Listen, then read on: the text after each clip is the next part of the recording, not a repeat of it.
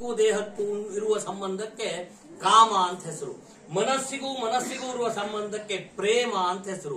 ಜೀವಕ್ಕೂ ಇರುವ ಸಂಬಂಧಕ್ಕೆ ಭಕ್ತಿ ಅಂತ ಹೆಸರು. ಈ ಎರಡೂ ಜೀವರು ಸೇರಿದಾಗ ಮುಕ್ತಿ ಅಂತ ಪರ್ಯವಸಾನವಾಗುವ ಸ್ಥಳ.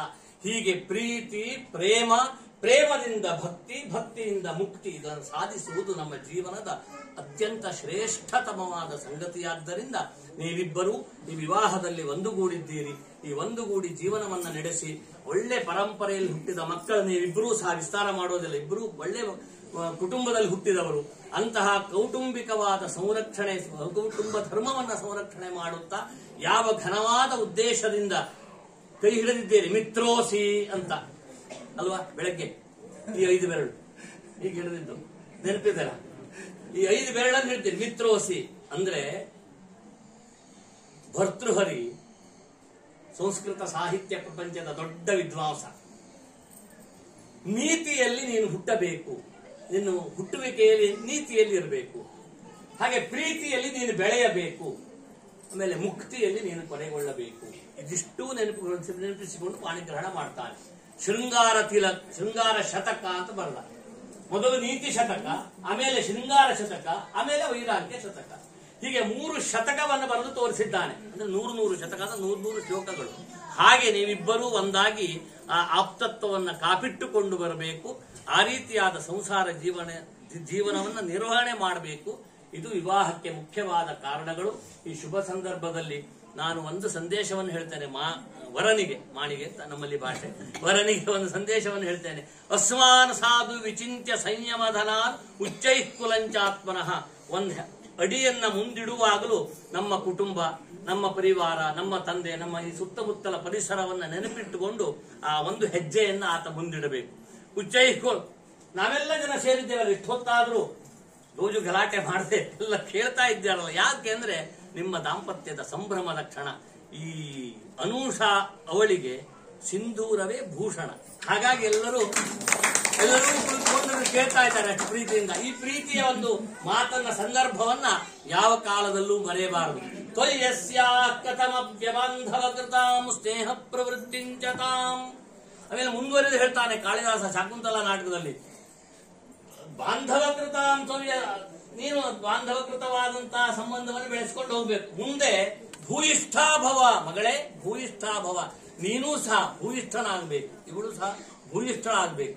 ಹಾಗೆ ಆ ರೀತಿಯಾಗಿ ನೀವು ನಡೆದುಕೊಂಡ್ರಿ ಅಂತಾದ್ರೆ ನಿಮ್ಮ ಜೀವನ ಸಾರ್ಥಕವಾಗ್ತದೆ ಅನ್ನುವ 4 ಹಿತವಚನಗಳನ್ನ ತಸ್ಮಾನ್ ಸಾಧು ವಿಚಿಂತ್ಯ ಸಂಯಮಧನ ಉಚ್ಚೈಕೂಲಂಚ ಆತ್ಮನಃ ತ್ವಯ್ಯಸ್ಯಾಃ ಕಥಮಪ್ಯ ಬಾಂಧಕೃತಾಂ ತಯ ಪ್ರವೃತ್ತಿಂಚ ಸಾಮಾನ್ಯ ಪ್ರತಿಪತ್ತಿ ಪೂರ್ವಕಮಯಂ ದಾರೇಷು ದೃಶ್ಯಾತ್ವಯ ಭಾಗ್ಯಾಯತ್ತಮತಃ ಪರಂ ನ ಖಲು ತದ್ವಾಚ್ಯಂ ವಧು ಬಂಧುಭಿಃ. ವಧುವಿನ ಬಂಧುಗಳು ಇನ್ನೂ ಹೆಚ್ಚು ಹೇಳಲಿಕ್ಕೆ ಸಾಧ್ಯ ಇಲ್ಲ. ಭಾಗ್ಯದ ಬಾಗಿಲು ತೆರೆಯುವಂತೆ ನೀನು ನಡೆದುಕೊಳ್ಬೇಕು ಅನ್ನೋದು ಒಂದು ಹಿತವಚನ. ಇವಳಿಗೊಂದು ಹೇಳ್ಬೇಕಲ್ಲ ಅನುಷಳಿಗೆ.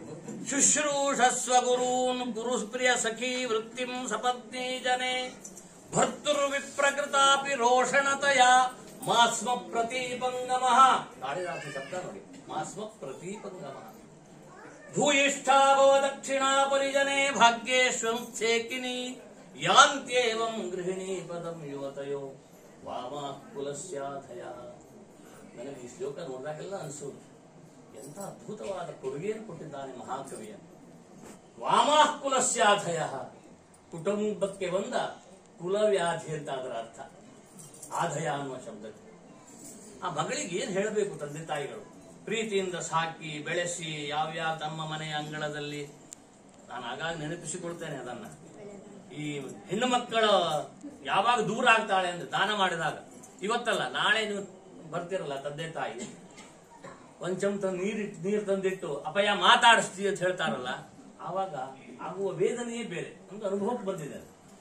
ಇಲ್ಲಿವರೆಗೆ ನಮ್ಮ ಮನೆಯಲ್ಲಿ ಆಡ್ತಾ ಇದ್ದ ಮಗಳು, ಓಡಾಡ್ತಾ ಇದ್ದ ಮಗಳು, ಇವತ್ತು ಎಷ್ಟು ದೂರದಿಂದ ಬಂದ ನನ್ನ ಅಪಯಾಳು ಮಾತಾಡಿಸ್ತೀನಿ ಅಂತ ಹೇಳಿ ಆ ಸಂದರ್ಭ ಏನಿದೆ ನೆನಪಿಸಿಕೊಳ್ಳುವುದು. ನಾನು ನನ್ನ ಮಗಳನ್ನ ಒಳ್ಳೆ ಕುಟುಂಬಕ್ಕೆ ಕೊಟ್ಟಿದ್ದೇನೆ, ಒಬ್ಬಳೆ ಗೃಹಿಣಿ ಆಗ್ತಾಳೆ. ಮಗಳೇ ಶುಶ್ರೂಷಸ್ವ ಗುರೂನ್, ಅತ್ತೆ ಮಾವಂದಿರನ್ನ ಹೇಗೆ ಗೌರವಿಸಬೇಕು ಅಂದ್ರೆ ತಂದೆ ತಾಯಿಗಳನ್ನ ಗೌರವಿಸಿದ ಹಾಗೆ ಅತ್ತೆ ಮಾವಂದಿರನ್ನು ಗೌರವಿಸಬೇಕು. ಯಾರು ಇದಕ್ಕೆ ಪ್ರಶ್ನೆ ಮಾಡಬಾರ್ದು ನನಗೆ. ಮತ್ತೆ ಕೆಲವು ಸಂದರ್ಭಗಳಲ್ಲಿ ಏನೋ ಆಗಿರ್ತದೆ, ಆದ್ರೆ ವಸ್ತುಸ್ಥಿತಿ ಅದು. ಕುರು ಪ್ರಿಯ ಸಖೀ ವೃತ್ತಿಂ ಸಪತ್ನಿ ಜನೆ, ಎಲ್ಲರೊಡನೆ ಸಖೀ ವೃತ್ತಿ ಇರಬೇಕು, ಸ್ನೇಹದ ವೃತ್ತಿ ಅಂತ ಹೆಸರು. ಭರ್ತುರು ವಿಪ್ರಕೃತಾಪಿ ರೋಷಣತಯ, ಮಗಳೇ ಮಾಸ್ಮ ಪ್ರತೀಪಂಗಮ. ಎಲ್ಲಿ ಹುಡುಕಿದ್ನೇನೋ ಕಾಳಿದಾಸ ಈ ಶಬ್ದವನ್ನು.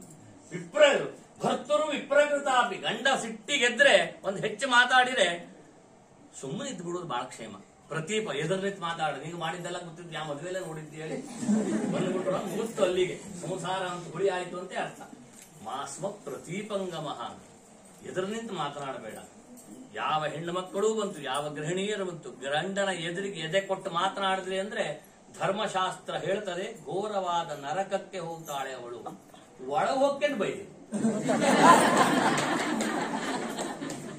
ಮಾಸ್ಮ ಪ್ರತೀಪಂಗಮ ಭೂಯಿಷ್ಠಾಭವ ದಕ್ಷಿಣಾ ಪರಿಜನೆ, ನೀನೇ ಶ್ರೇಷ್ಠಳಾಗಬೇಕು ಅಂತಲ್ಲ, ನೀನೂ ಶ್ರೇಷ್ಠಳಾಗಬೇಕು.